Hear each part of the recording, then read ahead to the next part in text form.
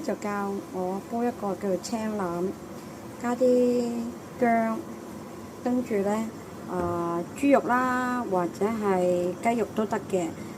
一個星期就燉2次，或者煲2次。咁咧我就問佢咧，可唔可以加太子參？因為佢話可以加太子參。如果想好飲啲咧，你就可以加紅棗啦，或者無花果嘅。咁我今日會加啲咩咧？加咗嗰啲茯苓啦，少少苦魚靈芝、太子參、無花果，跟住仲有少少嘅羊肚菌咯。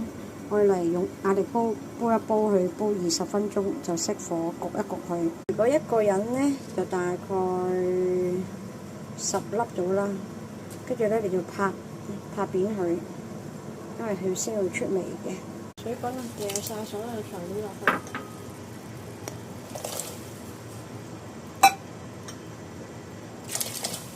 呢啲全部洗乾淨浸咗嘅。呢個湯咧主要咧佢話容易流鼻血啦，或者鼻敏感，因為阿仔經常咧打乞嗤，導致個鼻膜傷，所以咧佢話青腩對於個鼻係好好。用壓力煲咧壓咗20分鐘，跟住攤咗成1個鐘打開。頭先試咗咧係好甜，好好飲嘅，完全冇苦澀味。我覺得用壓力煲咧又快又濃味。